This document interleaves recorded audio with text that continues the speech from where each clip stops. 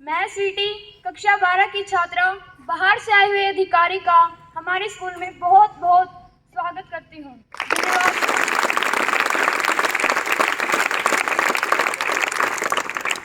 अब मैं बुलाना चाहूंगी तमन्ना को। नमस्कार। मानव सम्मान के योग्य प्रधानाचार्य जी, अन्य अध्यापकगण एवं मेरे प्यारे भाइयों और बहनों, मैं आपके सामने एक थॉट प्रस्तुत करना चाहती हूँ। अपने हौसलों को ये मत बताओ कि तुम्हारी परेशानी कितनी बड़ी है। अपने हौसलों को ये मत बताओ कि तुम्हारी परेशानी कितनी बड़ी है। अपनी परेशानी को ये बताओ कि तुम्हारा हौसला कितना बड़ा है। Thank you and have a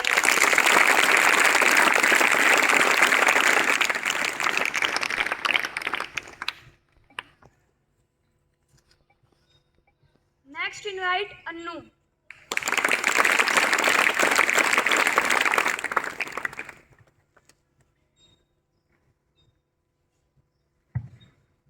Respected principal sir, all teachers and BRC Balbir Kashyap ji आए हुए, मैं उनका बहुत स्वागत करती हूँ।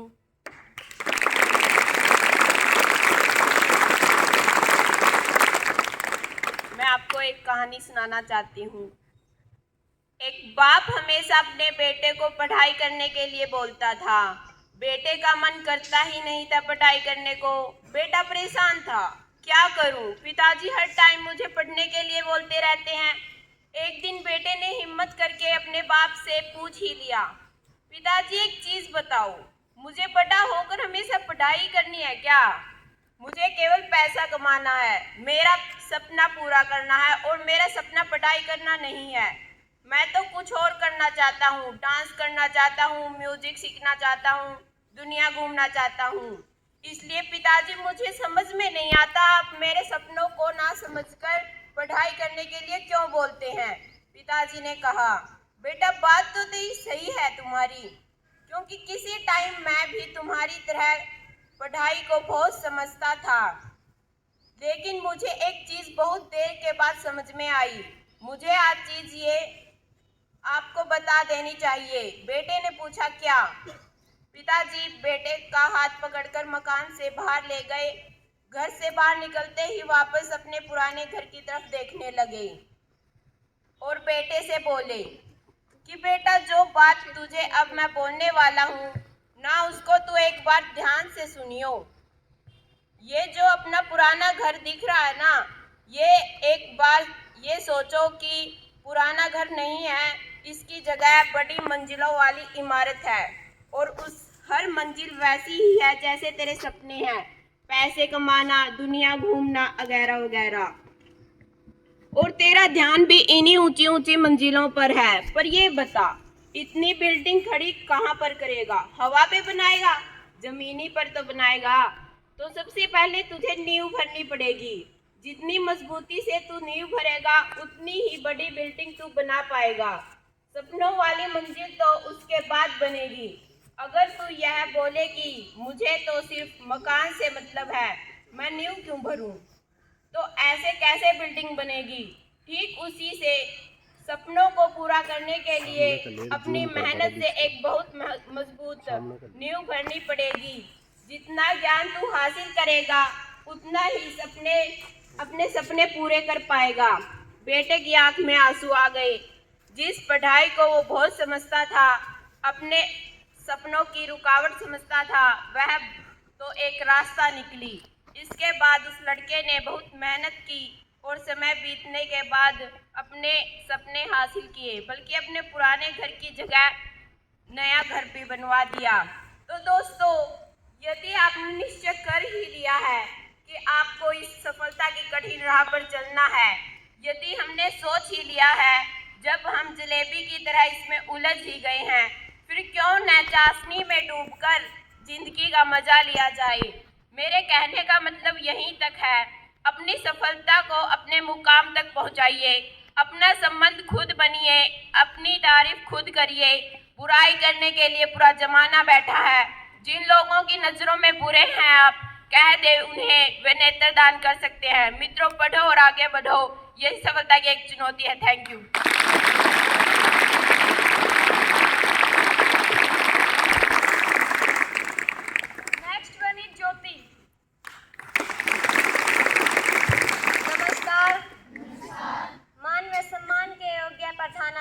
जी, अन्य अध्यापकगण व मेरे प्यारे भाइयों और बहनों, आज मैं आपको एक कविता सुनाना चाहती हूँ।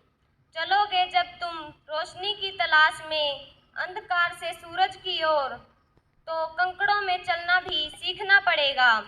दामन फैलाकर तपिश कर रही होगी तुम्हारा इंतजार वहाँ पर। जलोगे तुम, तपोगे तुम कई बार इस राह पर। जिस राह पर चलने की हिम्मत दिखाई है, जिस राह पर चलने की हिम्मत दिखाई है, वो भी इम्तिहान लेगी तेरा हर मोड़ पर। लौट कर न आना तू वहाँ से खुद हार मानकर। आसमां को छूने की चाहत अगर रखते हो, आसमां को छूने की चाहत अगर रखते हो, तो पंख फैलाना भी सीखना पड़ेगा। बादलों से लड़ने की हिम्मत अगर रखते हो, तो बिजली सा गरजना भी सीखना पड़ेगा। चलोगे जब तुम रोशनी की तलाश में अंधकार से सूरज की ओर, तो कंकड़ों में चलना भी सीखना पड़ेगा। तो कंकड़ों में चलना भी सीखना पड़ेगा। धन्यवाद। मैं आपसे जीके क्वेश्चन पूछना चाहती हूँ। त्रिकोणमिति के रचयिता कौन है? त्रिकोणमिति के रचयिता कौन है?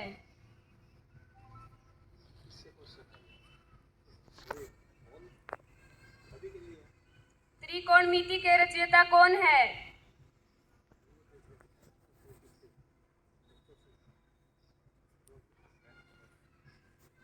जिसे क्वेश्चन का आंसर आता है हाथ खड़े करो।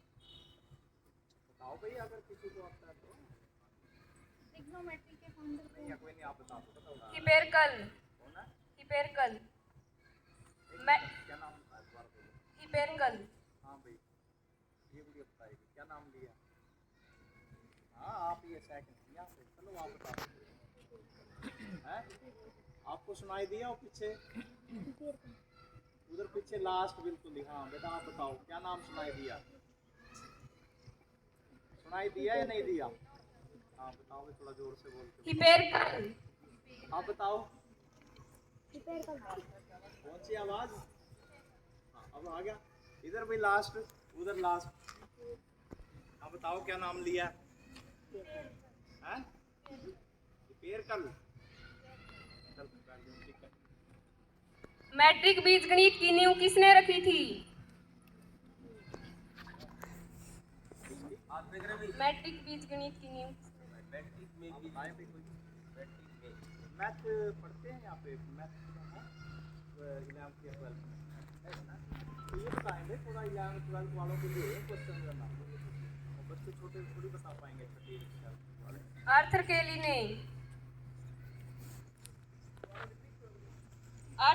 ने गणित की प्रथम पुस्तक की क्या नाम था? टॉपिक गणित ही है क्या आपका? लेकिन में आज मैथ ही है। सब क्वेश्चन ले रखे आप लोग। एक मैथ बताओ भी कम से कम। ज्यादातर ये 11th गणित की प्रथम पुस्तक का क्या नाम था?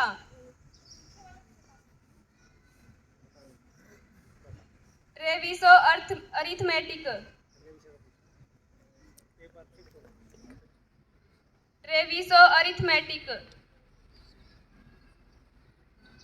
शहीदी दिवस कब मनाया जाता है? शहीदी दिवस, हाँ बताओ। यस, 23 मार्च। राइट आंसर, 23 मार्च को। इसकी शहादत में मनाया जाता है ये 23 मार्च। कौन कौन थे वो? कौन कौन है उसमें शामिल 23 मार्च? हैं? हाँ जोर से बोलो। और उसके अलावा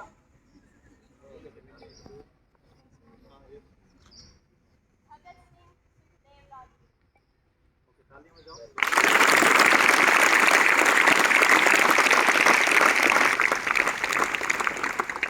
शहीदी लग गया ना साथ में, तो उस सारे ही जितने भी स्वतंत्रता सेनानी जैसे नाम पे रख दिया वो अलग बात है। जो बैकग्राउंड में अगर देखो ना आप, तो बहुत सारे शहीद हुए हमारे देश के लिए, इन्होंने शहादत दी है ना। और वो केवल वो ही नहीं कि भी आज से पहले जिसने शहादत दी थी, आज भी शहादत बहुत सारे दे रहे हैं जवान जो है बॉर्डर के ऊपर, वो सारे सामने रहते हैं, ठीक है ना। या किसी किसान ने भी मान लीजिए किसी अच्छे काम के लिए शहादत दी है, या किसी टीचर ने कोई शहादत दी है, या किसी आम आदमी ने शहादत दी है, those are also included in शहीद। Okay,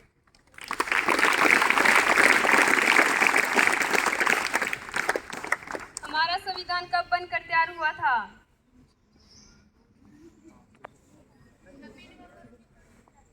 right answer.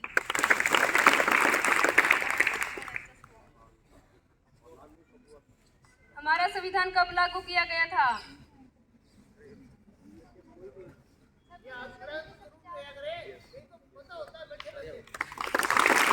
Right answer. ये लड़कियां बुढ़िया कहाँ से हैं? यहाँ से लड़कियां कहाँ से बैठती हैं? ये लाइन है जी, ये लाइन भाई इधर भी बैठे होंगे कुछ, तो भाई करे थे लेकिन अच्छा आपका ध्यान है बेटा, उधर भी थोड़ा ध्यान दिया करो, उनसे ही पूछो। Thank you and have a nice day.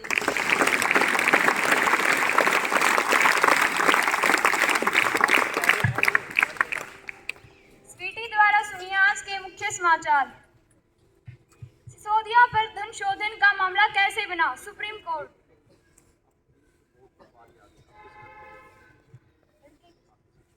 Next one is Himanshu for 10+2A, 10+2B.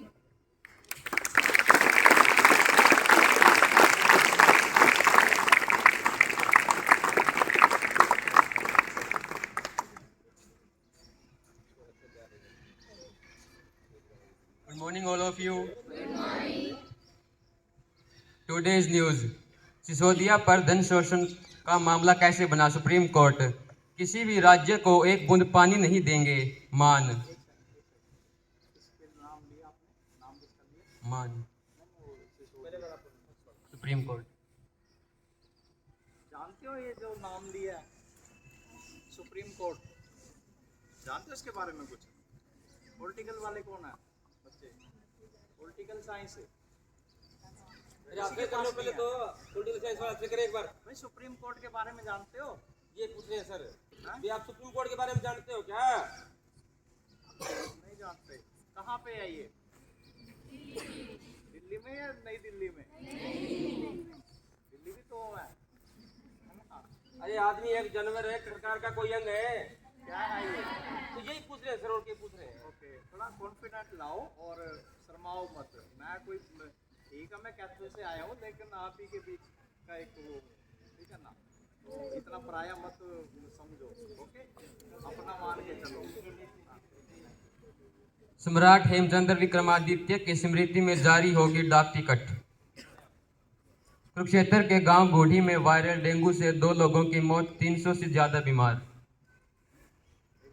Dengue कौन बताएगा? डेंगू के बारे में क्या होता है डेंगू? वॉलंटियर बताओ, एक खड़ा होके बताओ, ऐसे नहीं सारे मिक्स नहीं, एक बच्चा कोई भी खड़ा हो जाए वो बताए। ये छोटी क्लास वाला बताए। हाँ गुड़ी आप बताओ। हाँ कोई भी, सारे उधर देखते हैं।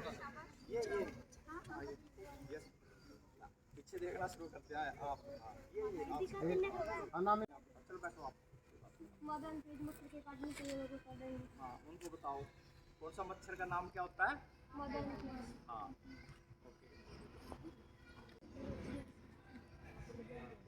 मतलब अगर मेरे को यहाँ पे मुंह पे काट लिया क्या डेंगू हो जाएगा? तो कहाँ काटेगा? गर्दन से नीचे से पे कहीं भी काटेगा तो डेंगू हो जाएगा। तो आप क्या प्रिकॉशन लेते हो डेंगू से बचने के लिए? मच्छर से बचने का क्या आप उपाय करते हो? घरों में भी, यहाँ पे भी मच्छर होंगे आपके, हैं? क्या करते हो? साफ सफाई वो भी तो लगाते होंगे, मॉस्किटो कॉइल के अंदर, है ना? हैं? अच्छा, नारियल का तेल बेस्ट ऑप्शन नारियल का तेल है। आप अपने हाथों पे और पैरों पे, हालांकि ये जो रेनी सीजन गया है इसके अंदर ज़्यादा डेंगू फैलता है और इसमें फुल स्लीव्स के कपड़े पहनने होते हैं। फुल स्लीव समझते हो? एक तो होती है टी शर्ट जैसे हाफ नहीं, फुल स्लीव, जैसे ये कई लड़कियां जो ना छपी पहन रही है फुल स्लीव।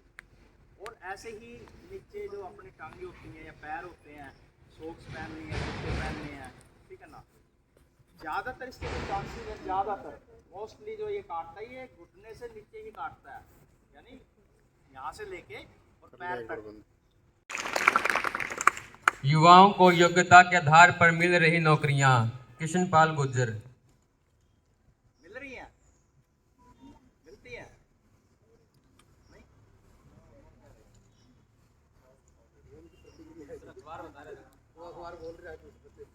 इनके व्यूज जानना चाह रहे हैं, समाज में ये भी रहते हैं ना। दीपिका हरिंदर को स्क्वाश में मिश्रित युगल का गोल्ड। बैडमिंटन प्रणय ने पक्का किया पदक, सिंधु हारी। Thank you. को अनुरोध करूँगा कि हमारे विद्यालय में आकर आपको जैसा महसूस हो रहा है और जो निर्देश आपके मुखारविंद से हम सुनना चाहते हैं, बेताब हैं, आप आइए। वेलकम।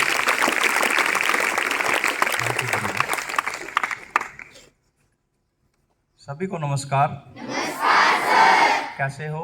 अच्छे सर। आज तो कुछ ज़्यादा ही अच्छे होंगे, है ना? ये हमेशा की तरह अच्छे हो? ओके। ये कॉन्फिडेंस होना चाहिए बच्चे के अंदर, ठीक है। आदरणीय स्कूल प्राचार्य महोदय जगदीश जी, सभी के मैं नाम नहीं जानता, लेकिन जिनके जानता हूँ एक दो नाम ले लेता हूँ। सुरेश जी का नाम पता है, जो कि पॉलिटिकल साइंस के हैं, आपके प्राध्यापक। एक सुरेश जी ये भी हैं जो मेरे साथ खड़े हैं, रविंद्र, हाँ सुरेंद्र। और एक मेरे को लेके आए थे, वो कौन से हैं? हाँ वो कहाँ पे हैं? हाँ वो सुरेश जी वो हैं, ठीक है ना। वो भी मुझे सुरेवाला चौक से लेके आए हैं। तो आपका बहुत बहुत धन्यवाद सुरेश जी, जो मेरे को वहाँ से पिकअप किया आपने।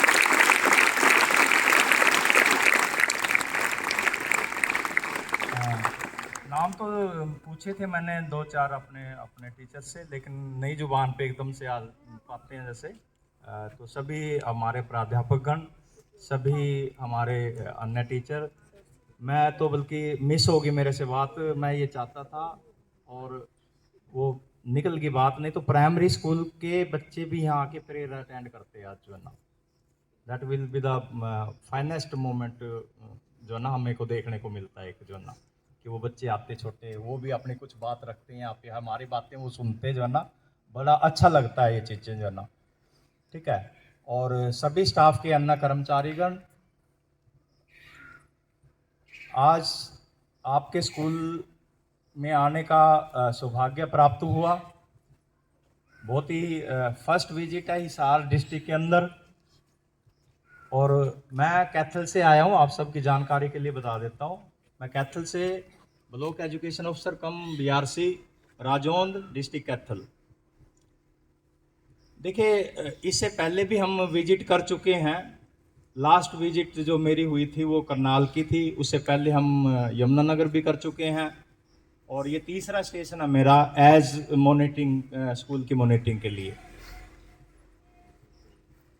जब लिस्ट फाइनल हुई कल कि भी मुझे कहाँ जाना है, तो पता चला कि government senior secondary school Litani में जाना है हिसार के अंदर। तो वहीं से क्या होता है, एक जिज्ञासा पैदा शुरू हो जाती है कि भी कहाँ होगा ये, कैसा स्कूल होगा, कैसा स्टाफ मिलेगा, कैसे बच्चे मिलेंगे। वो एक मतलब मन में ये ख्यालात स्वाभाविक से आने शुरू हो जाते हैं। कुदरती क्या होता है कि हमारे पास आपके हेड यानी प्रिंसिपल साहब के नंबर शेयर हो जाते हैं, हमारे नंबर इनके पास शेयर हो जाते हैं। और जैसा कि बड़ी खुशी हुई कि इन्होंने मुझे तकरीबन 8 बजे के आसपास फ़ोन किया रात को, ठीक है। तो बातचीत हुई, हालांकि अननोन नंबर होते हैं, कई बार मिस भी कर लेते हैं हम लोग, नहीं भी उठाए जाते, लेकिन इनकी जो कॉल गई मेरे पास, मैंने विद इन मतलब चंद सेकंडों के अंदर ही कॉल अटेंड कर ली। और इसी तरह से सुरेश जी की मेरे पास कॉल गई थी, ये जो पॉलिटिकल के अपने प्राध्यापक जी हैं, इनकी भी मैंने विद इन टाइम में शायद, क्यों सुरेश जी, आपकी भी कॉल इमीडिएट उठा ली थी। तो बहुत कम अक्सर मिलते हैं ऐसे कॉल उठाने के मतलब की। और बातचीत हुई, पता चला भी कहाँ पे हैं, कैसे आना है। तो बाई बस आए हैं जैसे यहाँ तक, चौक तक, सुरेवाला चौक तक। और पता चला कि वो सुरेवाला चौक ही नहीं है, वो गांव के नाम से चौक है, क्योंकि सुरेश जी ने बताया। तो देखिए ये भी एक इंफॉर्मेशन जो मैं यहाँ से लेके जा रहा हूँ, ये मेरे भी ज्ञान में वृद्धि करता है कुछ ना कुछ जो ना। तो हर इंसान जन्म से लेकर जब मृत्यु तक का सफर वो पूरा करता है तो वो कुछ ना कुछ जरूर सीख के जाता है संसार से। सबसे बड़ी बात यह है कि हमारे अंदर जिज्ञासा होनी चाहिए सीखने की। अपने आप में संपूर्ण कोई नहीं होता। अगर हम 100% कहें ना कि भी मैं तो बहुत 100% सही हूं, कोई 100% नहीं है। आजकल तो भगवान में भी लोग नुक्स निकालना शुरू कर देते हैं, तो 100% से वो भी नहीं माना जाता उसको भी जो है ना। ठीक है, तो बहुत अच्छा लगा आपके स्कूल में आके। और जैसे हम बाहर से आ रहे थे तो फिर सुरेश जी ने बताया सर ये प्राइमरी स्कूल है, ये गर्ल्स स्कूल है, हमारे स्कूल का गेट अंदर से एंट्री है। तो काफ़ी इन्फॉर्मेशन हमारी आते आते ही हो चुकी है मतलब की। और मुझे नहीं लगा ऐसा कि जैसे सुरेश जी मिले वहाँ पे या फ़ोन पे मैंने प्रिंसिपल साहब की फ़ोटो नहीं देखी कोई, मतलब कि सिर्फ आवाज़ से ही।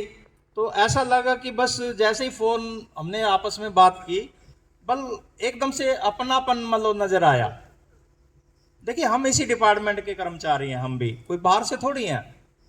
ओके, तो हम समझते हैं एक दूसरे की भावनाओं को, एक दूसरे के को वैल्यू देना कैसे है। तो ये हमारा नैतिक कर्तव्य बनता है। आते आते सुरेश जी के साथ बहुत सारी, कितनी दूर का सफर हमने तय किया सुरेवाला से लेके आपके स्कूल के गेट की एंट्री तक। इतनी देर में आप बताओ, पूछ लेना उनसे, सुरेश जी से, कितनी बातों का आदान प्रदान हम आपस में कर चुके थे। लगा ही नहीं कि भाई ये मतलब मैं एक अननोन आदमी से मिल रहा हूँ या मैं कुछ बातें क्यों बता रहा हूँ इनको जो ना, ऐसा कुछ नहीं लगा। तो बड़ी खुशी हुई आपसे मिलके सभी से। और ये मैं अपने आप को सौभाग्यशाली मानता हूँ कि इतने बच्चों के बीच में आना, कम से कम ये बच्चे तो जिंदगी भर मुझे शायद ना भूल पाए, मैं तो भूल भी जाऊंगा, है ना। मैं तो हो सकता है, देखो सारे बच्चे एकदम से इमीडिएट आंखों के सामने नहीं आते हैं। अब जैसे ये गुड़िया थी यहाँ पे जो अनाउंस कर रही थी या जिन्होंने स्टेज एंकरिंग किया है, तो ये एकदम से मतलब नज़रों में आ गई है। जिन बच्चियों ने अपने यहाँ पे अपने जो कविता गाई है या उन्होंने जीके का किया है, एक बच्चे ने जो न्यूज़ पढ़े आपके बीच में, जैसे और भी थी 2-3 लड़कियां जैसे, तो ये एकदम से मतलब आंखों में आ जाती हैं इनके चेहरे। चाहकर भी हम इनको नहीं भूल पाएंगे जिंदगी भर, जब एक बार आ गए नज़रों में। तो हमें ऐसा ही बनना है, एक ऐसा इंसान बनना कि हम हर नज़र में हम अच्छे दिखें, मतलब कि कोई ऐसा गलत काम ना करें। और ये जो लाइफ है आपकी, अभी ये स्टूडेंट लाइफ है आपकी, इसमें तो आपको बहुत कुछ सीखना है, बहुत कुछ। वो बातें सीखनी है आपने, वो संस्कार सीखने हैं। जो शिक्षा की हम बात कर रहे थे यहाँ पे, बहुत सारी बातें हैं लेक्चर करने के लिए तो, लेकिन इतना समय नहीं दे पाएंगे इस लेक्चर में कि हम बहुत सारी बातें हम कर पाए आपके साथ में। तो उन्होंने कहा था गुड़िया ना कि भी कैसा लगा, या इन्होंने भी कहा गुरुजी ने कि भी कैसा लगा यहाँ आके आके। मुझे बहुत खुशी हुई है और मैं दिल से आप सभी का मैं धन्यवादी हूँ, आभार प्रकट करता हूँ कि मुझे सरकार की तरफ से ये आदेश हुए कि आपने लितानी में जाना है। ठीक है ना।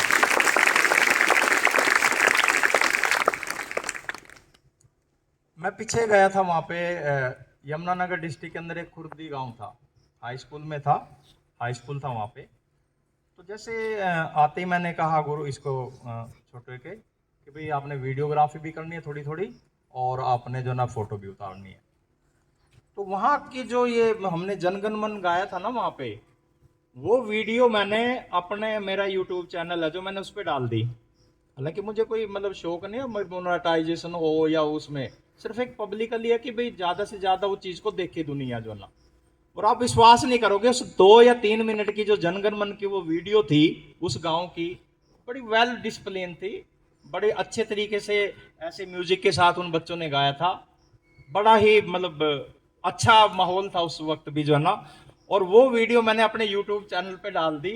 यूट्यूब चैनल का नाम है एडू मीडिया, ठीक है ना, आप सर्च भी कर सकते हो। और वहाँ पे आप देखोगे उस वीडियो को, तो उस वीडियो को 11,000 लाइक मतलब मिल चुके हैं। 11,000 उस 2 या 3 मिनट की वीडियो को। उद्देश्य मेरा ये नहीं है कि भी मैं उससे पैसे कमाऊं यूट्यूब से या कुछ भी, लेकिन कुछ इन्फॉर्मेशन ऐसी होती हैं, मेरा शौक है ये, मतलब डिजिटल मेरे को बहुत अच्छे से आता है, चाहे वो कंप्यूटर की बात करें या इंटरनेट की बात करें या टेक्नोलॉजी की बात करें, मैं बहुत मतलब 80% साउंड उसके अंदर।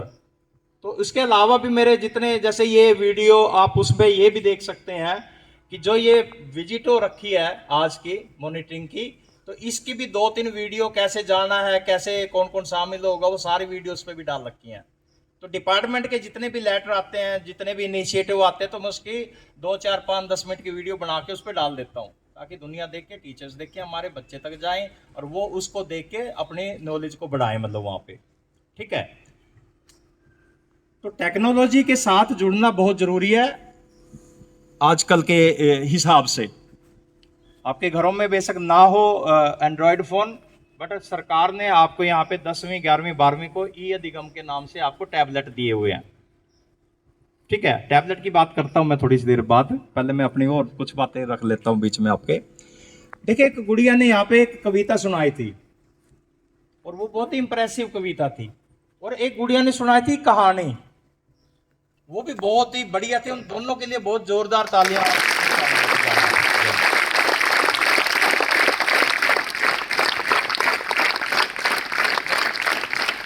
हालांकि मैं ये कहने वाला था, उसको बीच में रोकने वाला था कि भाई जरूरी नहीं है आपने एक बेटे पे ये एग्जाम्पल लिया है, आप बेटी पे भी एग्जाम्पल ले सकते हो।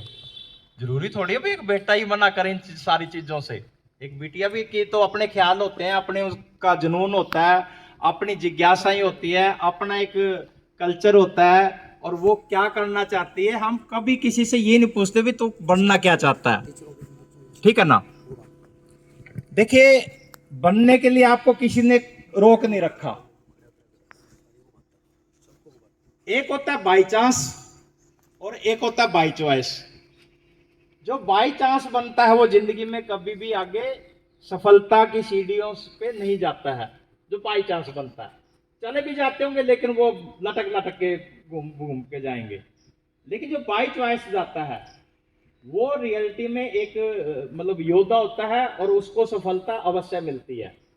तो अपना डिसीजन आपने बाई चॉइस करना है, बाई चांस नहीं कि मैंने आपको कह दिया भी नॉन मेडिकल ले लो, मैं किसी टीचर ने कह दिया आप जियोग्राफी ले लो, या किसी ने कह दिया आप जो ना कॉमर्स ले लो। नो, जिसमें आपका खुद का इंटरेस्ट है वो चीज कीजिए आप। और वो जो प्रेरणा थी कहानी वाली, वो यही कहती थी कि भी वो अपने तरीके से चलना चाहता है, वो फोर्सली शिक्षा के ऊपर ही नहीं काम करना चाहता। लेकिन शिक्षा की जब हम बात करते हैं यहाँ पे, तो वहां पे एक बात तो जरूर कहनी पड़ती है कि जो 12th तक की कक्षाएं आपकी, देखिए बच्चे का जन्म हुआ, हाँ पिताजी उसको जो ना बैठना उठना चलना फिरना सिखाते हैं, उसको लैंग्वेज सिखाते हैं, इशारों से बातें करते हैं उसके साथ में, तो वो बच्चा धीरे धीरे धीरे जो है ना सीखना शुरू कर देता है। आजकल की तो जो मम्मियां है ना वो भी बड़ी स्मार्ट हो चुकी हैं, क्योंकि डिजिटल इंडिया आ गया ना। स्मार्ट कैसे, आजकल सभी पे ना तो समय इतना, सभी मतलब भागदौड़ की जिंदगी में जी रहे हैं जिंदगी, पेशेंस है ही नहीं किसी के अंदर भी जो ना, मतलब एक ठहराव होना चाहिए जिंदगी के अंदर, एक पेशेंस होना चाहिए जिंदगी के अंदर, पेशेंस नहीं है। अब पेशेंस का क्या कि मान लीजिए मैं 6 बजे, मैं 5 बजे उठा, आज तैयार हुए, 5:50 पे हमने कैथल बस स्टैंड से बस पकड़ ली। क्लियर है ये मैसेज। अब मान लीजिए मैं ये चाहता कि भाई छोड़ो यार क्या प्रेयर अटेंड करनी है, मैं तो 9-10 बजे भी आ जाता यहाँ पे, लेकिन नहीं, ये हिदायतें भी हैं और ये हमारा नैतिक कर्तव्य भी बनता है कि हम पंक्चुअलिटी पे भी ध्यान दें, ठीक है ना। तो ये पंक्चुअलिटी का भी एक विषय यहाँ पे कि हम 5 बजे उठे, तैयार हुए और 5:46 पे तो मैं बस स्टैंड गया, वहां से बस पकड़ी, फिर बीच में फोन भी आए गुरुजी के भी, कब चले, कितने बजे चले, कब तक पहुंच जाएंगे, ये सारी बातें हमारे बीच में हुई। सुरेश जी को भी मैंने बताया भी 7:15 7:30 तक हम यहाँ पे पहुंच जाएंगे। तो जो डेडिकेशन होता है ना इंसान का, जो कमिटमेंट होती है, उस पर आपने खरे उतरना। शिक्षा ये जो आप कर रहे हो ना, शिक्षा जो ग्रहण, भाई फर्स्ट में आ गया बच्चा जन्म के बाद, फिर दूसरी में चला गया, एज बढ़ती गई, 5 साल का हो गया, छठी साल में आ गया, पहली में आ गया। ये तो एक तरह के नेचुरल प्रोसेस चल रहा है आपके साथ में। ये एजुकेशन आप 12वीं, वो लास्ट वाली क्लास शायद 12वीं की होगी, है ना, मान लीजिए, उससे पहले होगी मान लीजिए। और एक अगर हम बात करें, एक पहली क्लास की लाइन है वहाँ पे जो फर्स्ट लाइन बैठी है, हालांकि वो +2 के होंगे, बट मान लो भाई आप फर्स्ट क्लास के स्टूडेंट हो, ओके। तो यानी कि ये जो सफर आपने 12 क्लास तक का पूरा किया, ये हो रहा है बाय डिफॉल्ट हो रहा है। ये इसमें कोई बड़ी हाई तौबा मचाने वाली बात नहीं है कि मैं 10वीं पास कर ली, मैंने 11वीं पास कर ली, मैंने 12वीं पास कर ली।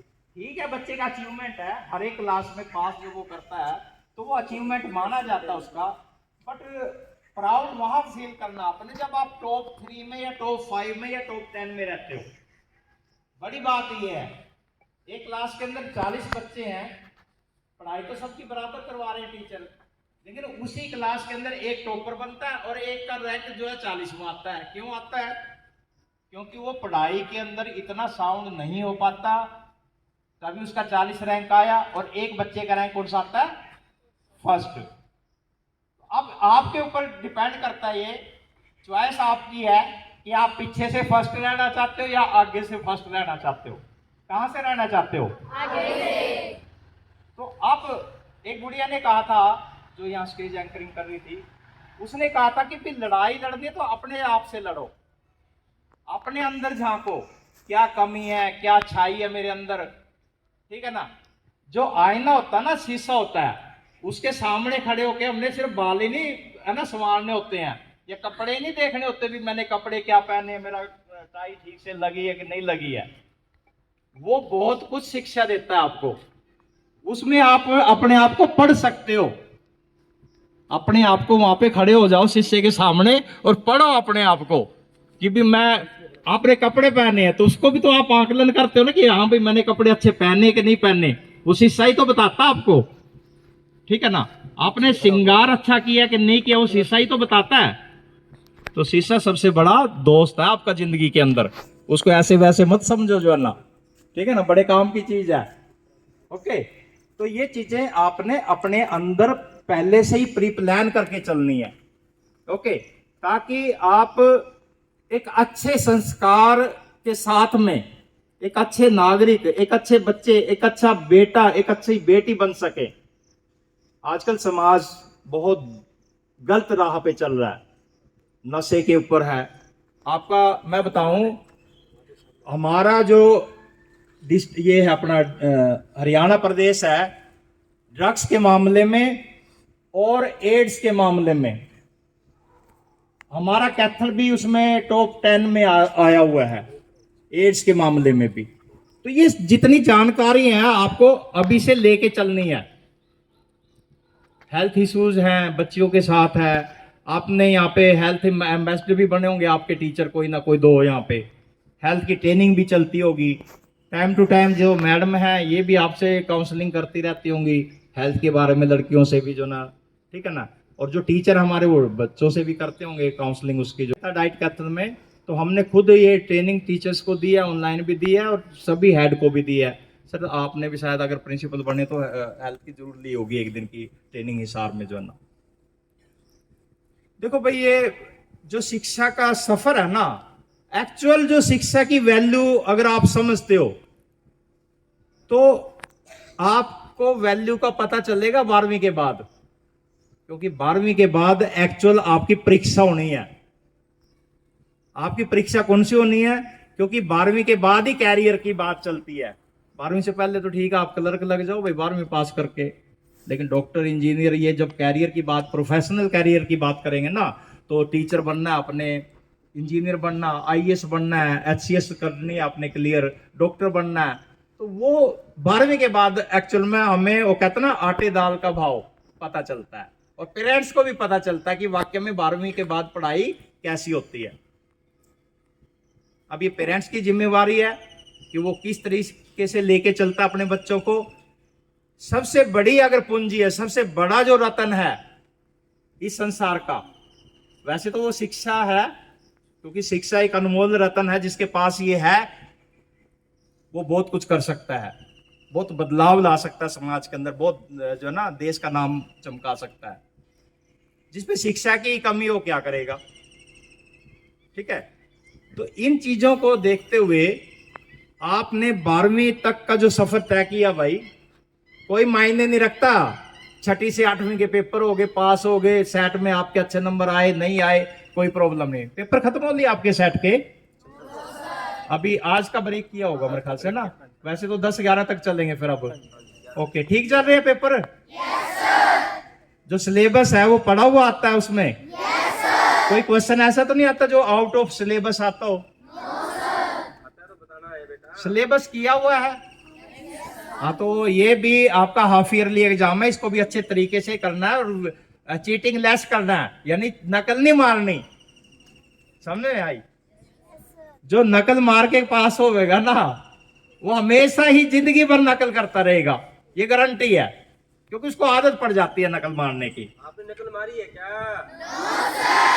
और जो बच्चा बिना नकल के काम करता अपना, या बिना नकल किसी की करता है, बड़े बड़े एक्टर क्या कहते हैं, अमिताभ बच्चन क्या कहता है, भाई मेरी नकल मत करो, जो टैलेंट आपके अंदर है वैसे ही उसको सामने लेके आओ, आप अपने दम पे अपनी पहचान बनाओ। समझ में आई बात?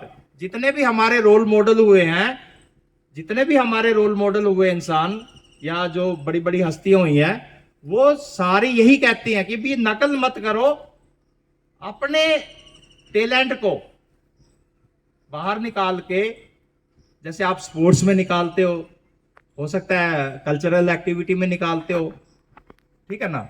तो ये आपकी चॉइस है भाई, कैसे आप करना चाहते हो। 10वीं और 12वीं क्लास वाले थोड़ा ध्यान से सुन लें। आपका जो कैरियर है आगे 12वीं के बाद, हालांकि शुरू तो 9th से हो जाता है। 9th के कहां पे है बच्चे? हाँ, ये लाइन 9th की और इधर। हाँ, आपने अभी से प्लान कर लेना कि मैंने करना क्या है। जो 12वीं वाले हैं शायद वो तो लेट हो चुके, उन्होंने तो सोचा ही नहीं होगा भी 12वीं पास हो जाएगी, हम करेंगे तो करेंगे क्या। वो शायद अभी तक भी डिसीजन नहीं ले पाए होंगे, गारंटी से कह रहा हूं मैं। लेकिन आपके पास मौका है ये 9वीं क्लास के अंदर। मेरा टीचर, सभी टीचर से, साहिबान से ये भी अनुरोध रहेगा कि 9वीं से ही बच्चों को, मैं तो कहूंगा 8वीं वाले बच्चों से क्या 6ठी वाले बच्चों से ही कैरियर काउंसलिंग की बात करना शुरू कर दें आप। जो ना उनको बताएं कि भी आर्मी में जाना है, आपने किस तरीके से जा सकते हैं। उनको बताएं कि आपने टीचर बनना तो क्या तरीका रहेगा। उनको बताएं कि आईएएस बनना तो आईएएस के तरीके क्या रहेंगे। यू डोंट नो द तरीका। ये पता कि मुझे आईएएस बनना है, मुझे एचसीएस बनना, मुझे टीचर बनना, but what is the pathway of that route, वो आपको नहीं पता फिलहाल। क्लियर है ना? पता सभी को? अच्छा, फिर बताइए आईएएस बनने का क्या तरीका। एक गुड़िया बताएगी, कोई भी खड़े होकर बताए आईएएस बनना कैसे बनेंगे, बताओ भाई। एक ही नहीं, आपने कई क्वेश्चन आ गए आपसे आंसर, और बताए कोई और बताए। अब पूरे स्कूल में एक खड़ी हो रखी है भाई, इसका मतलब फिर बाकी अननोन है सारे। ऐसा ही है? ऐसा मानने? हाँ या ना? देखो यस या नो बोलना भाई, हाँ या ना। तो बताएं फिर कोई और, उसके अलावा बताएं कोई और, बताएं। चल इधर से बॉयज में से कौन बताएगा आईएएस कैसे बनते हैं? भाई एक तरफ तो अभी आप कह रहे थे कि भाई हमें पता है, मैं आपको भी नहीं मौका देना चाहता किसी और सर्विस। उसको करने के बाद क्या लगते हैं, क्या बनते हैं? अधिकारी क्या बनते हैं? क्या बनता है उसको कर लिया आपने, आईएएस पास कर ली, क्या बनोगे आप? सर डीसी, हाँ, एसडीएम, हाँ, डीएसपी, हाँ, जिला कलेक्टर, हाँ, डिप्टी कमिश्नर। हाँ, और आप बताओ बेटा, आप बताओ क्या बनेंगे जल्दी बता दे बेटा, बता दे क्या बनोगे उसको करने से। सर यही एसडी, एसडीएम, हाँ, एसीपी, हाँ, और हम उसमें भी जा सकते हैं सर, सीआईडी में, हाँ, जो ये जितने भी डिपार्टमेंट होते हैं उसमें ऑफिसर्स बनते हैं। और तरीका क्या रहेगा, कैसे पहुंचोगे आप आईएएस तक? सर 12th के बाद हमें ग्रेजुएशन करनी होती है। किस में ग्रेजुएशन करनी है? सर वो चॉइस होती है, क्या choice? Sir BA, BSc, BCom yes right. ये होती है। ग्रेजुएशन के लास्ट ईयर में हम इसका एग्ज़ाम दे सकते हैं। इसमें 2 होते हैं,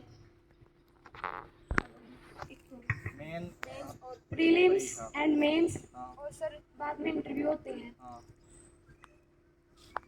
तो उसके बाद मतलब इंटरव्यू के बाद सिलेक्शन होती है, वो लिस्ट आ जाती है। इसकी योग्यता सर 10+2 पास, बीए ग्रेजुएशन सर, इसके बाद एमए भी कर सकते हैं।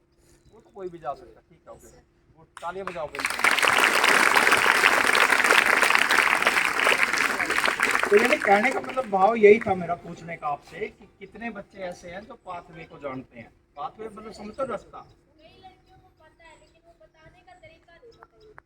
अच्छा, वो जो मतलब आप हमारे स्कूल में यूपीएससी का ग्रुप भी है सर, हम इसके बारे में बताते रहते हैं, मोटिवेट करते रहते हैं और उसकी तैयारी भी करते हैं। अच्छा, ओके, गुड। तो ये बात अच्छी लगी। हाँ जी, डॉक्टर सुरेंद्र सेवाल का हुआ है सर। हाँ हाँ,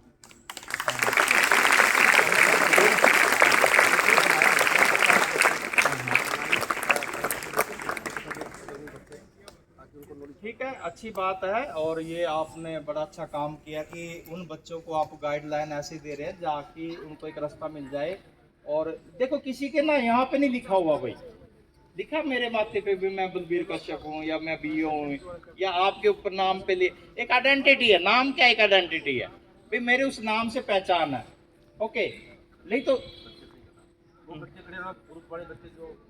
यूपीएससी ग्रुप का बच्चे खड़े हो जाते। फिर तुम क्यों नहीं बोल रहे? केवल उन्हीं ने हाथ खड़ा किया। तो दूसरे से जानना चाहता हूँ, गुड़ी आप बताओ।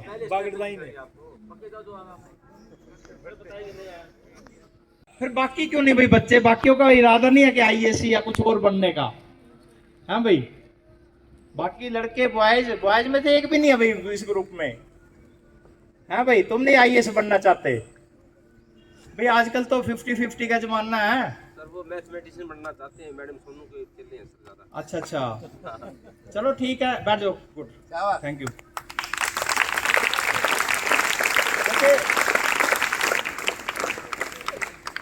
बहुत अच्छी बात है।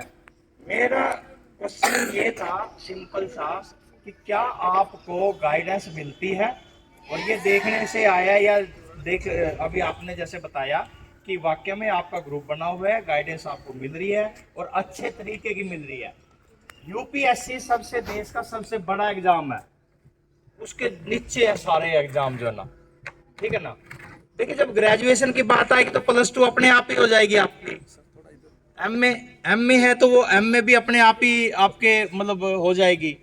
और इसमें जरूरी नहीं आप सिर्फ +2 या ग्रेजुएशन ही हो इसके अंदर आपकी मेडिकल भी हो सकती है, एमबीबीएस भी वाले डॉक्टर भी बनते हैं, इंजीनियर भी बनते हैं, टीचर भी बनते हैं हमारे हरियाणा से। और मैं बताऊं, 11 जेबीटी टीचर हमारे पिछली बार एचसीएस क्लियर कर गए थे।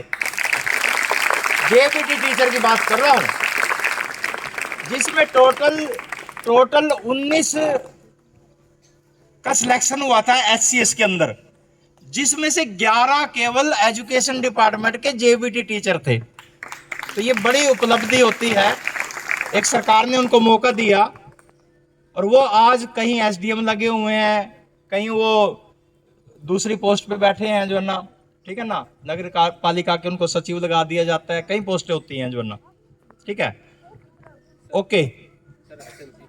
तो हमारे बीच में एसएमसी प्रधान आपके विजेंद्र जी आए हैं, तो मैं दिल से आपका स्वागत करता हूं जो है ना, on behalf of the school जो है ना, थैंक यू। तो अच्छी बात है, मैं अपना भी थोड़ा सा बता देता हूं। देखो, ये जो आसमान दिखाई दे रहा किसी को? कितनी ऊंचाई है इसकी? है क्या है? ऐसी में था ना, पता नहीं कितनी हाइट है। और ये जमीन जहां बैठे हो आप, है भाई, कोई नहीं, वो एग्जैक्ट नहीं चाहिए मुझे, मतलब सिंपल सा क्वेश्चन भी दिख रहा है ना। और ये जमीन जहां पे आप बैठे हुए हो, ये भी दिख रही है। अब हम जितने इस प्रांगण में बैठे हुए हैं, खड़े हुए हैं, बैठा, कोई दिक्कत नहीं है, चाहे प्रिंसिपल साहब हो, चाहे मैं हूं, चाहे आप हो, इसी जमीन का इस्तेमाल कर रहे हैं। या मैं भी हूं तो मेरे बहुत वो बिछा हुआ यहाँ कालीन और मखमल और पता नहीं क्या क्या, नहीं है ना? तो we are the simple and we are the same. हाँ भाई, आप भी हाँ भर लिया करो कुछ। हाँ भाई, आप ये तो नहीं सोच रहे कि ज्यादा उधर ही बातें हो रही है, इधर हमारे साथ तो नहीं हो रही ऐसी, ऐसा नहीं है, सभी के कॉमन बातें चल रही हैं। ओके, अब ये आसमान तक छलांग लगाना यानी उड़ना, ये आपके ऊपर डिपेंड करता है। इस जमीन के ऊपर भी चलना आपके ऊपर डिपेंड करता है। यहां राष्ट्रपति हो, प्रधानमंत्री हो, इसी जमीन का इस्तेमाल करते हैं, इसी हवाई मार्ग का इस्तेमाल करते हैं। पॉकेट में पैसा होना चाहिए, बस स्टेटस और पॉकेट में पैसा होना चाहिए। एक आम गरीब आदमी है जो मजदूरी करता है, उसने लितानी से सुरेवाला चौक तक जाना है, वो पैदल भी चला जाएगा भाई। जमीन का तो इसी का इस्तेमाल हुआ, बताइए मुझे। एक थोड़ा सा पैसे वाला है, थोड़ा सा, उस पर साइकिल है, तो लितानी से जाना उसने सुरेवाला चौक, कैसे जाएगा? साइकिल से, क्योंकि उसके पास 2-3 हजार रुपए का साइकिल खरीदने की ताकत है। उसके बाद क्या जाता है? बाइक, मोटरसाइकिल, तो वो थोड़ा सा पैसा और होना चाहिए उसके लिए, क्योंकि आजकल बाइक का रेट भी जो है ना 1-1 लाख पहुंच चुका है, और इलेक्ट्रिक कार की कारें और ये तो बहुत महंगी हैं। तो वो कैसे जाएगा? नहीं, उससे, अरे स्कूटर या मोटरसाइकिल से भाई, है ना? अगर थोड़ा सा और है, जैसे अभी ये कारें खड़ी आप देख रहे हो ना, तो ये कारें कहां से आ जाएंगी? जब पॉकेट में थोड़ा पैसा, पॉकेट भारी होगी, ओके, तो गाड़ी खरीद ली। अब सुरेवाला जाना या हिसार जाना तो गाड़ी से जाएंगे। तो वैसे ही आराम की जिंदगी की तरफ बढ़ते हैं हम लोग जो है ना। वैसे तो बसें भी चलती हैं, लेकिन पर्सनल जब उसकी बात होती है ना, प्रोग्रेस की या सेटिस्फैक्शन की या फिर सफलता की, तो वो ये चीजें मायने रखती हैं। जाना या अमृतसर, दिल्ली से प्रधानमंत्री को अपने काफिले के साथ अमृतसर जाना है, तो कैसे जाएगा? बाई रोड कैसे जाएगा? रोड से ही जाएगा ना। उसी जीटी रोड का आप इस्तेमाल कर रहे हो, उसी जीटी रोड का एक आम इंसान इस्तेमाल कर रहा है, उसी जीटी रोड का हम इस्तेमाल कर रहे हैं, बराबर हो गया ना? हाँ, फर्क क्या है? फर्क सिर्फ थोड़ा सा ये है कि उनके साथ चकाचौंध है, हमारे साथ वो चकाचौंध नहीं हो सकती, क्योंकि उनके पास तो काफिला है, गार्ड है, कमांडो है, बड़ी बड़ी गाड़ियां हैं, है ना, और पता नहीं क्या क्या है। अगर एक प्रिंसिपल साहब आपके दिल्ली चले गए और दिल्ली से इनको जाना है, फिर मैं बताता हूं अमृतसर, और बाई एयर जाना है, तो कैसे जाएंगे? बाई एयर जाएंगे, कैसे जाएंगे? जहाज में बैठ के जाएंगे ना भाई, बाई एयर तो जहाज में बैठ के जाएंगे। तो क्या है, सिर्फ पॉकेट में पैसा ही तो था, जिन्होंने टिकट खरीद ली तो बस में भी आ जाते वहां तक। तो कहने का भाव एक ही है, सिर्फ इतनी लंबी कहानी मैंने आपको जो सुनाई कि ये आसमान और ये धरती कभी किसी के अंदर भेदभाव नहीं करते। आपके ऊपर डिपेंड करता कितना उछांग लगाओ ऊपर, जो ना कितना उड़ना उड़ लो, कोई नहीं रोक रहा। हाँ, मिलेंगे रोकने वाले, लेकिन उस गुड़िया ने कहा था अपनी कहानी के अंदर कि जिसने अगर नेगेटिव सोचना ही है ना किसी के बारे में, तो वो अपने नेत्र दान कर दे भाई, सीधी सी बात है। मैंने वैसे बस राम राम कर दी उनको जो है ना, मैं दिल से बता रहा हूं, इतने खुश हुए वो राम राम देखे मेरी, सबने हाथ खड़ा करके राम राम बोल दी मेरे को भी जो ना, जबकि मैं तो बाइक से जा रहा था। मेरी कोई जान नहीं उनसे, मेरी कोई पहचान नहीं उनसे, बस एज ह्यूमन बीइंग मैंने ऐसे राम राम कर दी उनको जो है ना। बताइए, तो किसी को अगर आप रिस्पेक्ट देते तो आपको डबल रिस्पेक्ट मिलेगी। किसी को आप गलत नजरों से देखोगे, गलत कार्रवाई में पाओगे अपने आप को, या गलत तरीके से पेश आओगे, तो आपके साथ भी वैसा ही बर्ताव किया जाएगा। टीट फॉर टैट वाली कहावत है यहाँ पे, जैसा करोगे वैसा भरोगे। तो मेहनत करनी है भाई। और 10वीं और 12वीं वालों को, बच्चों को लिए मैं कह रहा था कि एग्जाम आपके नज़दीक आने वाले हैं अभी, फरवरी मार्च में शुरू हो जाते हैं। बोर्ड एग्जाम है, बड़े अच्छे से तैयारी करो। आपके सभी टीचर आपके अवेलेबल हैं और अपने जितने भी कंसेप्ट हैं उनको क्लियर करके आए करो, क्योंकि अभी क्लास में आपके साथ इतनी बातें करने का मौका नहीं मिलेगा मुझे। कितने तैयार है अपने घर पे बुलाने के लिए, रोकने के लिए? बस आ रही है, ठीक है, एक नाता हो गया हमारा, कभी मौका मिलेगा तो जरूर आऊंगा, ठीक है। तो 10वीं और 12वीं के लिए स्पेशली 12वीं वाले थोड़ा सा 12वीं वालों के लिए और ज़्यादा फोकस है कि वो इतनी तैयारी करें। आजकल नंबर का गेम है भाई 12वीं तक, सीधी सी बात है। ये हमारे अध्यापक भी थोड़ा सा जाने, और आपको तो वैसे पता ही है कि आज अगर आप 50% पे 60% पे पास होते हैं, कहने में तो हो जाओगे कि मेरी मेरिट आ गई है या मेरा 60 नंबर में फर्स्ट डिवीजन से पास हो गया हूँ। हम पूछते हैं प्रिंसिपल साहब से, ब्लॉक एजुकेशन अफसर, डीओ हमसे पूछता है, डायरेक्टरेट ऊपर वालों से पूछता है आपके कितने बच्चे मेरिट में आए, कितने बच्चे आपके फर्स्ट डिवीजन में आए, ठीक है ना, कितने बच्चे फेल हुए, रिजल्ट क्या रहा आपका, बोर्ड का रिजल्ट क्या रहा, स्कूल का रिजल्ट क्या रहा, कितने बच्चे हैं 10वीं में टोटल, 10वीं के इंचार्ज? हाँ जी, 56 के 56 टारगेट बना लो अभी से, 6 महीने पड़े हैं। बिलो 80% किसी ने नहीं रहना।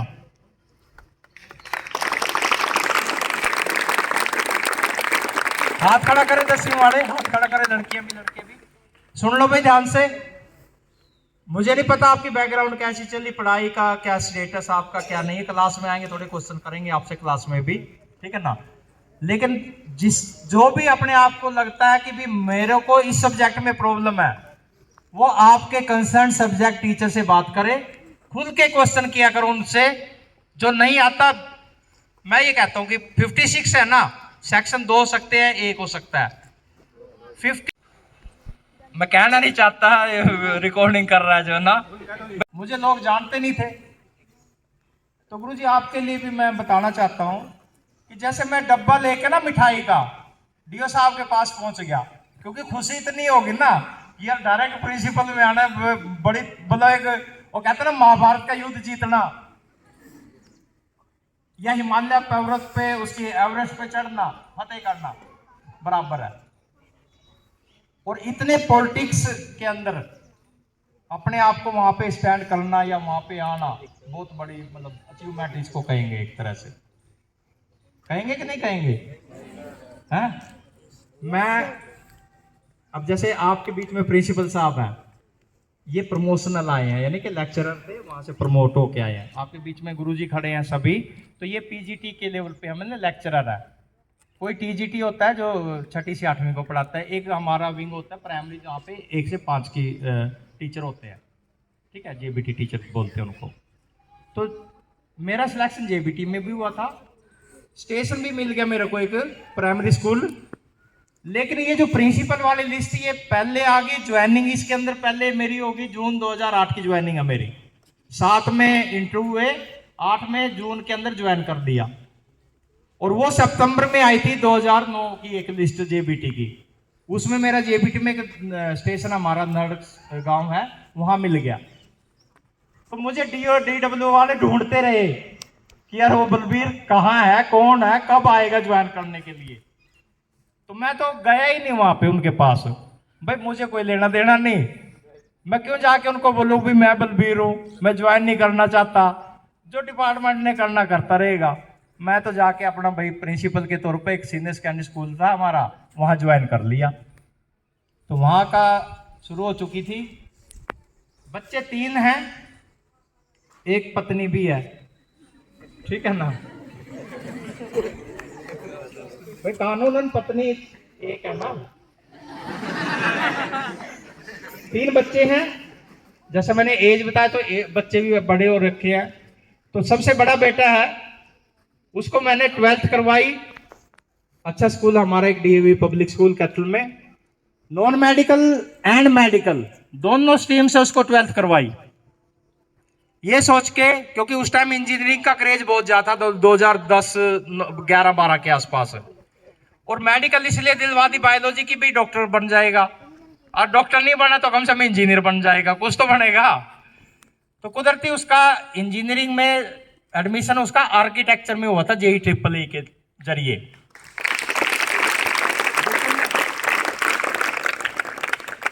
छोड़ दे।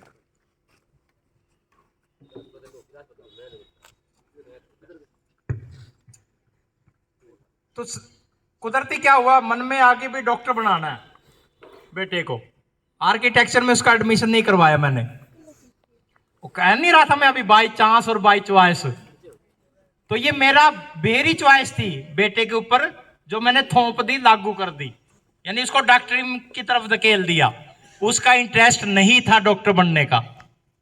देखिए कितना मतलब हम लोग पेरेंट्स क्या सोचते हैं और बच्चे क्या सोचते हैं, बहुत अंतर होता है सोच में भी। हाँ, गलत तो नहीं था डिसीजन कि भी मेडिकल में ना जाए बच्चा या डॉक्टर ना बने।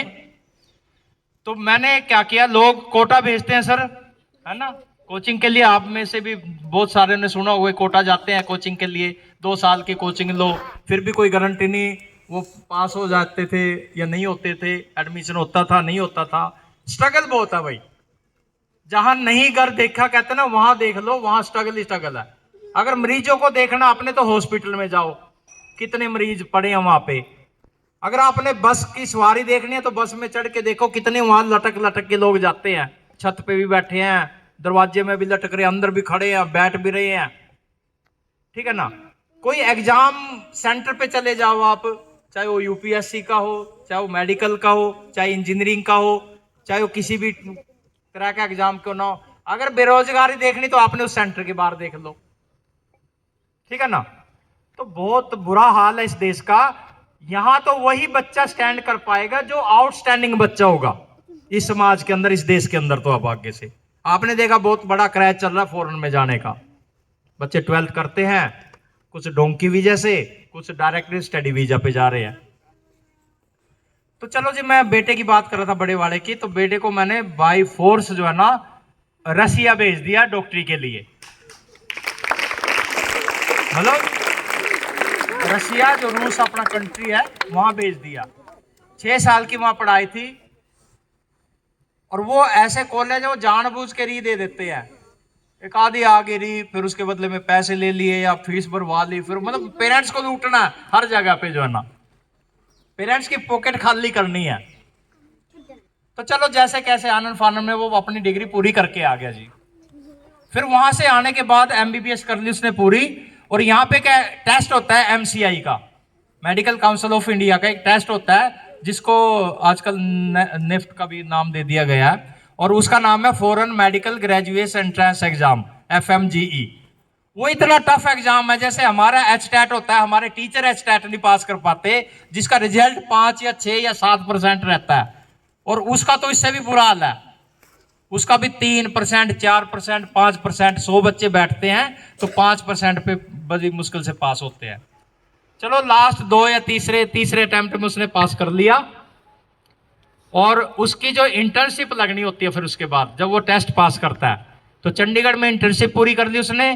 फिर पानीपत 2 महीने के लिए पानीपत गया, और अब उसका रजिस्ट्रेशन हो गया जो हरियाणा मेडिकल काउंसिल हमारी पंचकुला के अंदर, वहां उसका रजिस्ट्रेशन हो गया।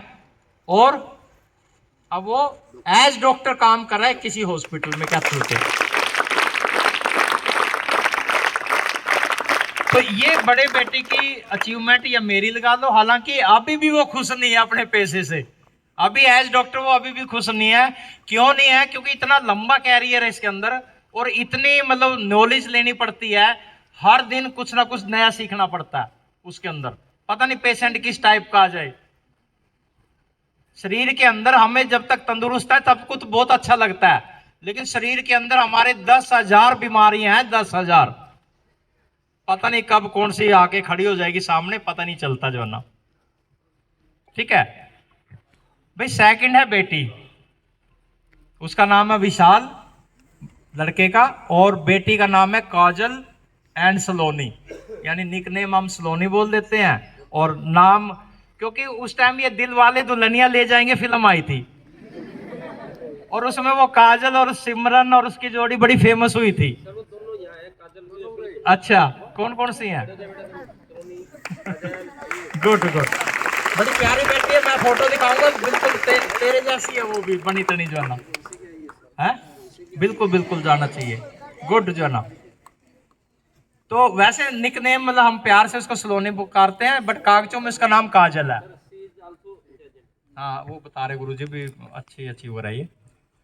तो उसको भेज दिया जी +2 के बाद नॉन मेडिकल से उसने पढ़ाई करी और उसको भेज दिया कनाडा जी हायर स्टडी के लिए।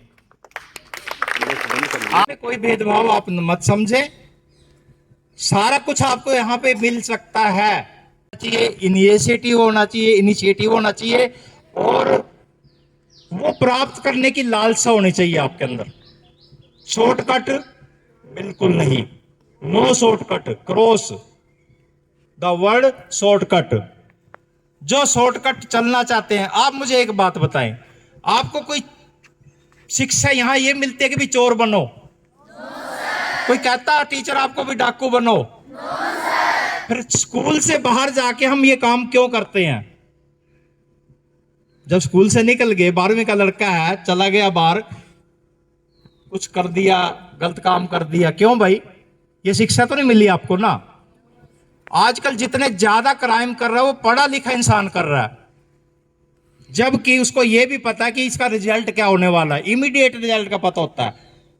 मान ली मैं कोई मर्डर कर रहा हूं, मुझे नहीं पता कि मुझे जेल भी हो सकती है, पुलिस पकड़ेगी, सारा कैरियर खराब हो जाएगा, पूरा परिवार जो है ना बिखर जाएगा मेरा।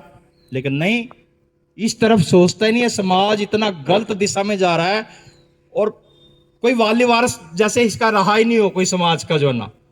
और समाज क्या होता है? We the people. जितने हम हैं, आप हो, हम हैं, आपके पेरेंट्स हैं, जानवर हैं, जीव जंतु हैं, ये सारा समाज का हिस्सा है एक जो ना, ठीक है ना। तो गलत काम करने से पहले आप 10 बार सोचो कि भी मैं करने क्या जा रहा हूं और इसका रिजल्ट क्या निकलेगा।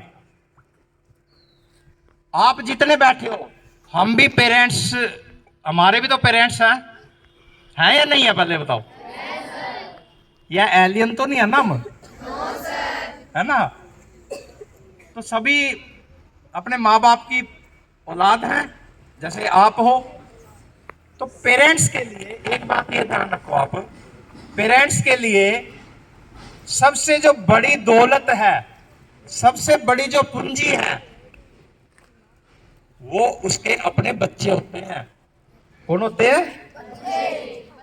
आप मानते हो अपने पेरेंट्स के, अपने आप को बच्चे? तो कितनी वैल्यू देते हो? कुछ देते होंगे, सारे तो नहीं देते। तो थोड़ा सा वैल्यू देना सीखिए पेरेंट्स को, जिसने जन्म दिया आपको और उस जन्म देने के बाद आपको इस संसार के अंदर लाने का सबसे बड़ा काम किया है। और हम उनको धुतकारते हैं, उनको गाली गलौज करते हैं, उनके साथ हाथापाई करते हैं, उनकी बात नहीं मानते हम लोग, उनके अगेंस्ट चलते हैं। भैया अधिकार तो नहीं दिया हमें, ठीक है ना। आप सभी मैच्योर हो, छोटे बच्चे भी हैं, आप देश के निर्माता हो, देश के भाग्य को बदलने वाले हो। आप कल आप भी इसी सिस्टम से गुजरोगे। क्या शादी नहीं होगी क्या आपकी? होगी ना, तो आपका भी परिवार होगा, क्यों भाई? तो ये चीजें आप पे भी लागू होती हैं। तो समझो, जैसे ट्रैफिक के 3 सिग्नल होते हैं ना, देखा ट्रैफिक सिग्नल? पहला क्या होता है? क्या होता है लाल?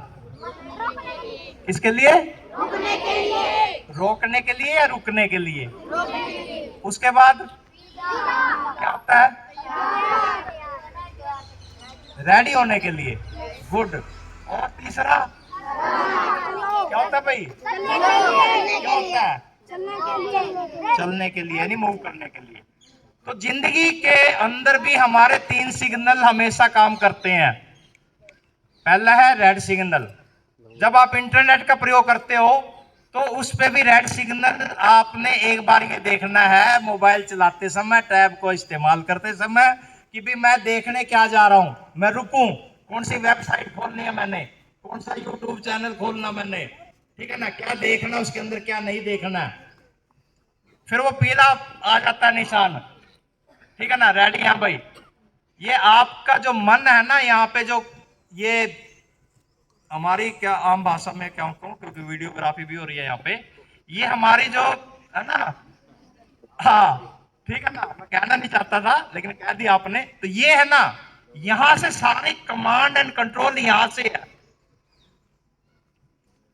मेरा मन या मेरा मस्तिष्क मेरे को आदेश कर रहा है, कमांड कर रहा है। अब मैं ये हाथ हिला रहा हूं ना, देख रहे हो ना, ऐसे ही ये मैं अपनी मर्जी से नहीं हिला रहा, कमांड मिली है इसको, यहां से कमांड मिली है कि यहाँ बलबीर यार तुम ऐसे जो ना इसको हाथ हिला, ठीक है ना। तो कहने की बात क्या है भाई, आप ये चीज को नोट कर लें। आज ये जो बातें बता रहा हूं मैं, बेशक आपको आप हंसी में ले लो इसको, लेकिन मैं तो अपने पूरे जिंदगी के एक्सपीरियंस आपके साथ शेयर कर रहा हूँ।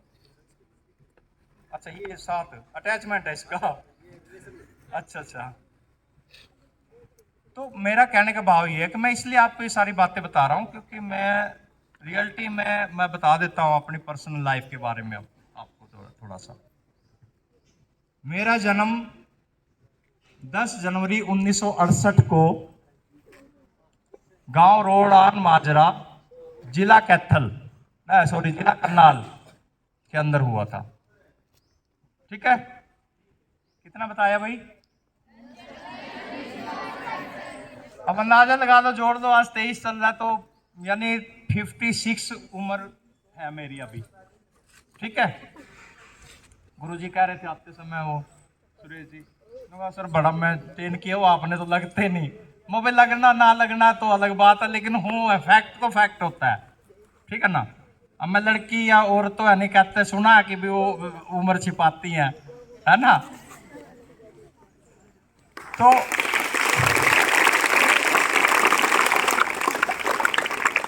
इसके साथ मैं और ऐड करना चाहता हूँ अपनी बैकग्राउंड के बारे में। आपको मैं इसलिए बता रहा हूँ क्योंकि मैं इस स्ट्रगल से निकल के आया हूँ, रियलिटी है ये, इसलिए मेरा बताने का दिल कर रहा है, यानी कि आपको, क्योंकि आप उससे कुछ समझे, सबक ले उससे, और एक प्रोग्रेस की तरफ बढ़े आप उसके लिए।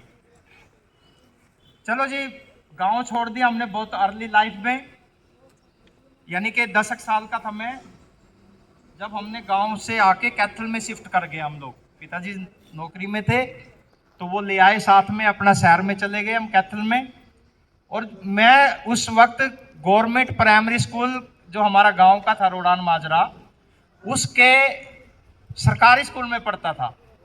वहां से मैं एसएलसी लेके आया अपनी 4th क्लास की, और शहर के अंदर मैंने गवर्नमेंट प्राइमरी स्कूल में ही दाखिला ले लिया। मैंने तो क्या ले लिया, माँ बाप ने जहाँ डालना था डाल दिया भाई। 4th होगी, 5वीं होगी। फिर एक हमारा बॉय स्कूल है, जैसे आपका गवर्नमेंट सीनियर सेकेंडरी स्कूल है ये, तो बॉय स्कूल था हमारा कैथल के अंदर। 6ठी से 10वीं की परीक्षा या 10वीं तक मैंने पढ़ाई वहां पे की। आपका तो जन्म भी मेरे से आसपास दूर है बहुत। 1983 में तो मैंने 10वीं पास कर ली थी भाई। ठीक है ना। हाँ जी, हो सकता है। उसके बाद ग्रेजुएशन की, ये सुरेश जी बता रहे थे मेरे को, नहीं रविंदर जी आप बता रहे थे, ये बता रहे थे पढ़ाई वहाँ RKSD की। अच्छा हाँ, ये भी उसी कॉलेज के स्टूडेंट है जिस कॉलेज का मैं ग्रेजुएशन का स्टूडेंट रहा हूँ, कैथल के अंदर। तो ये अच्छे से उस कॉलेज के बारे में जानते हैं। 1987 की मेरी ग्रेजुएशन है, और इन्होंने बताया था 1999 की, 99 की, हाँ 99 और 2000 की। अब इनके और मेरी ग्रेजुएशन में भी 12-13 साल का अंतर है, देखिए। ठीक है, तो ग्रेजुएशन होगी, उसके बाद मैंने ITI में चला गया। मैं ITI क्योंकि जॉब करनी थी, नहीं सोचा था अभी यहाँ आएंगे एजुकेशन सिस्टम में। ललक थी आर्मी के अंदर जाने की, यानी फौज में भर्ती होने की थी। कई बार ट्राई किया, 10वीं लेवल पे भी ट्राई किया, BA पढ़ते पढ़ते भी CRP में भी ट्राई किया, BSF में भी ट्राई किया, पुलिस में भी ट्राई किया, लेकिन किस्मत ने साथ नहीं दिया। लेकिन हम अपने, वो कहते ना भाई, पद चिन्हों पे चलते रहे, बढ़ते रहे आगे, हार नहीं मानी। ग्रेजुएशन कर ली, उसके बाद ITI कर ली, उसके बाद मैं चंडीगढ़ प्राइवेट जॉब किया, 2 साल, कम से कम 1.5-2 साल प्राइवेट जॉब किए चंडीगढ़ के अंदर जाके, और वहीं से फिर मैं आर्मी में भर्ती हुआ, और आर्मी में मैं 1990 में भर्ती हुआ था, ठीक है ना। 1990 की मेरी आर्मी की ज्वाइनिंग थी, यानी कि 20 अप्रैल 1990 की, ठीक है। वहां से 2008 के अंदर, 2007 के अंदर आर्मी की मैं 17.5 साल की सर्विस पूरी करके वापिस आता हूँ इसी समाज के अंदर, क्योंकि फौजी आदमी को तो पागल समझा जाता है ना इस समाज में, जो है ना, उसको कहा जाता है कि इसके अंदर तो दिमाग नहीं है, कहा जाता, नहीं सुना है कि नहीं सुना है ना, कहते हैं ना सारे, लेकिन ऐसा नहीं होता। ये माइंड की बात, अपनी माइंड सेट की बात है, ऐसा नहीं होता। अगर फौजी के अंदर, आदमी के अंदर दिमाग नहीं होता तो मैं आज एज बीओ आपके लितानी स्कूल में कैसे आता? क्यों भाई बताओ मुझे, तो कुछ तो होगा ना, तभी पहुंचा हूं यहाँ तक। तो फिर ये धारणाएं जो है ना समाज के अंदर, ये गलत फिट हो रही हैं कि फौजी अंधी हो तो अड़ियल होता है। अड़ियल नहीं होता, वो संस्कारी होता है, वो डिसिप्लिन्ड होता है। उसको लोग जो है ना दूसरे नाम दे देते हैं, तो कोई देते रहे, फिर वो अपने नेत्रों को दान कर दे। सीधी सी बात ये है, जो गलत सोचते हैं, जो गलत धारणाएं बना रखी है फौजियों के बारे में। और वही फौजी, अभी अटैक हुआ, शहीद हुए 3 अफसर हमारे, तब पूरा देश जो है ना कि आंखों में आंसू आ जाते हैं और पीठ के पीछे उसकी बुराई करते रहते हैं। आपको पता है, आप जाके देखो उस सिचुएशन को। मैंने देखा, लेह लद्दाख के अंदर भी रहा हूं मैं, ठीक है ना, बर्फ के अंदर रहे हैं हम लोग, जो है ना, इतनी मुश्किल से समय गुजरता है। हम तो यहाँ पे, वो कहता है ना, नींद जो अच्छी है, बड़े अच्छी नींद लेते हैं। गले में स्टोव तक डला होता है, इतनी बर्फ होती है ग्लेशियर साइड में, सेकने के लिए हाथ वगैरह सुन्न हो जाते हैं। यही हो जाते हैं सर्दियों में सुन्न, हमारे हाथ पैर जो ना। तो बीए होगी, सारा कुछ हो लिया, उसके बाद आर्मी में चला गया। आर्मी में पढ़ते पढ़ते शादी हो गई, पढ़ते नहीं, आर्मी में जाने के बाद मतलब 1-2 साल की नौकरी हुई थी। अच्छा बताओ, फिर दोबारा पूछ रहा हूँ, बोर तो नहीं हो रहे हो? No sir. परेशान, एक बार ऐसा करो, एक बार नहीं, कोई बात नहीं, एक बार खड़े हो जाओ, सारे खड़े हो जाओ, थोड़ा सा ले लो अंगड़ाई, ले लो, घूम लो यार, ऐसे अब लो, कोई बात नहीं, अच्छी बात है, क्योंकि जाम हो चुके होंगे आप लोग सारे, जो है ना। गुड़िया नहीं करिए, आप भी थोड़ा सा जंप करो, जंप करो, जंप जंप।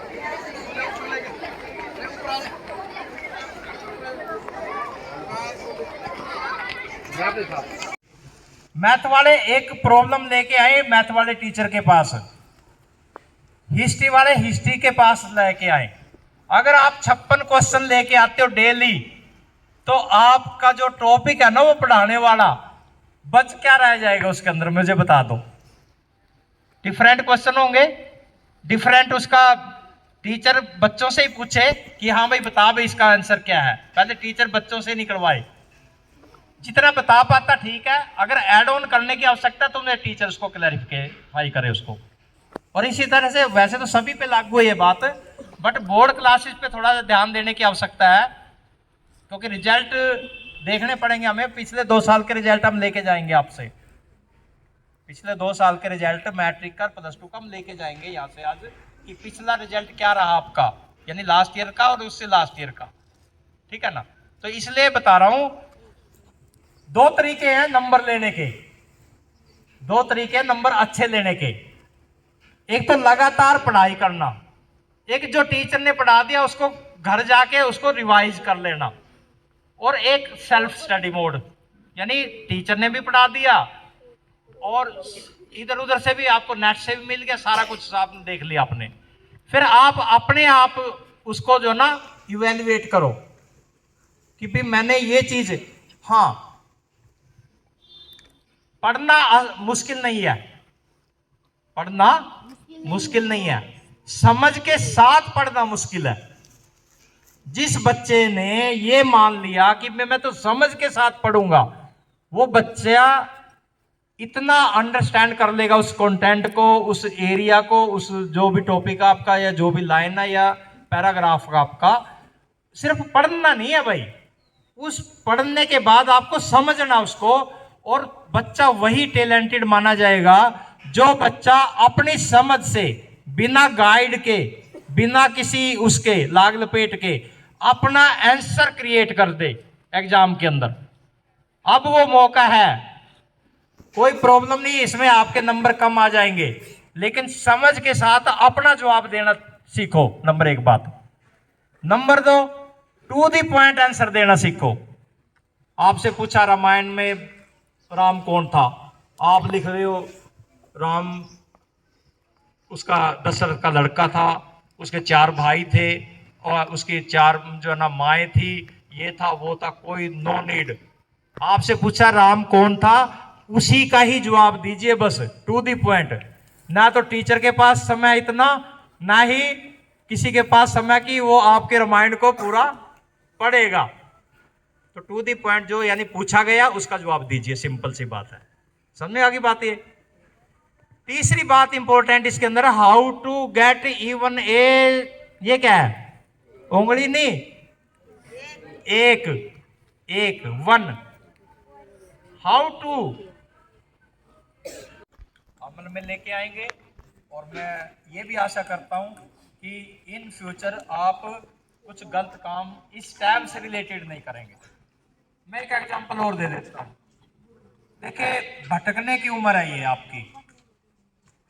जो 9वीं से लेके 12वीं का बच्चा, जिसने ये 4 साल अपने आप को संभाल लिया, हर एक दिशा में नहीं काउंट करना चाहता यहाँ पे, हर एक दिशा में अगर आपने उसको संभाल लिया तो वो बच्चा सफलता की सीढ़ियां ऑटोमेटिकली चढ़ता जाएगा।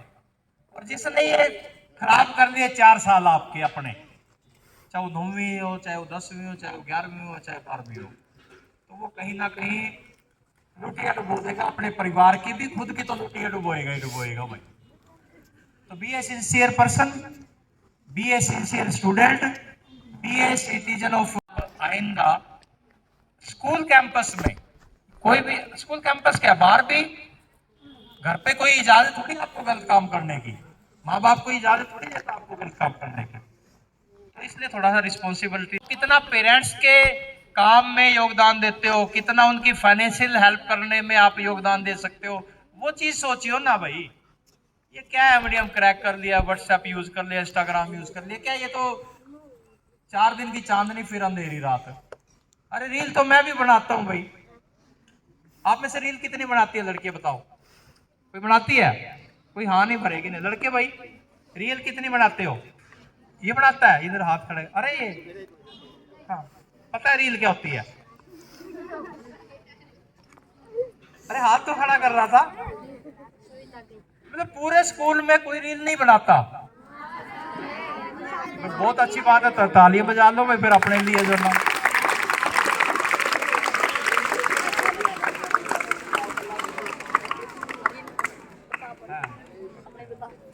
चलो ठीक है भाई, अच्छी बात है, नहीं बनाते तो सुनो जी, तो कोई बात नहीं, अगर बनाते तो बनानी चाहिए, कोई बुराई नहीं है उसके अंदर। अपने आप को दुनिया के सामने लेके आना, समझ में आई बात है? वो भी एक प्लेटफॉर्म है। अरे भाई लोग तो टिकटॉक से बना के वीडियो MLA MP बन गए हैं। आप किस दुनिया में हो फिर? एक तरफ तो आप कह रहे हो कि हम इतने एडवांस है, हम MDM क्रैक कर रहे हैं। आप इतने एडवांस हो, आप सेटिंग में जाके यूट्यूब और वो पता नहीं क्या क्या चला रहे हो। होपफुली आपको पसंद आई होंगी बातें। ओके,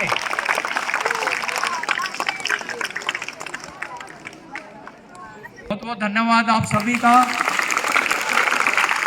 इतनी देर से मुझे सुना आपने, जो है ना बहुत देर हो गई है और आप भी परेशान हो गए हो, मैं समझता हूँ आपकी भी बात को, ठीक है ना? वो धक्के तो हाँ कर रहे हैं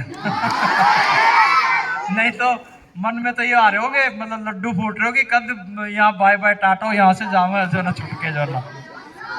चलो कोई बात नहीं, लेट्स नाउ क्लोज करते हैं हम इस अपनी वाणी को, जो है ना। तो अगेन आपका सभी का, स्टाफ मेंबर का बहुत बहुत हार्दिक आभार, धन्यवाद, जो इतनी देर से पेशेंसली एज ए मुझे मौका दिया आप लोगों ने। और मुझे यहाँ पे बोलने का मौका दिया। तो इन्हीं शब्दों के साथ मैं अब यहाँ पे तो इस चैप्टर को तो क्लोज करते हैं। आप अपनी अपनी क्लासेज में जाएंगे। आप सभी ने किया, साथ ही साथ संकल्प भी किया होगा कि हम आगे इसी तरह से लगे रहेंगे। जब जो सारी चीज़ें एक सप्ताह में आप लोग खुद एक्सेप्ट कर रहे हो कि हम कर सकते हैं, तो एक रूटीन में करने लगे तो हमारी आदत बन जाती है, तो अपने आप चीज़ें इम्प्रूव होने लगेंगी। सभी का ऑब्जेक्टिव ये है कि बच्चे सीखें कैसे। शिक्षा का महत्व यहाँ पर रिपीट करने की जरूरत नहीं है, सभी को पता है, लेकिन उसके बारे में उसका इम्पैक्ट सोचने की जरूरत है। आप सभी से रिक्वेस्ट है कि कृपया इसके बारे में सिर्फ बातें ना करें, बैठकर सोचें कि शिक्षा क्या क्यों जरूरी है और कैसे किसी न किसी के रूप में हमारे लाइफ को, रूटीन लाइफ को इम्पैक्ट करती है। सिर्फ हम ये मान लें कि हमारे बच्चे सही ढंग से पढ़ गए, बाकी के अगर नहीं पढ़े तो हमें कुछ नहीं होगा, हमारे लाइफ के ऊपर कोई फर्क नहीं पड़ेगा, ऐसा नहीं है। आप कृपया सोचें इस बात को।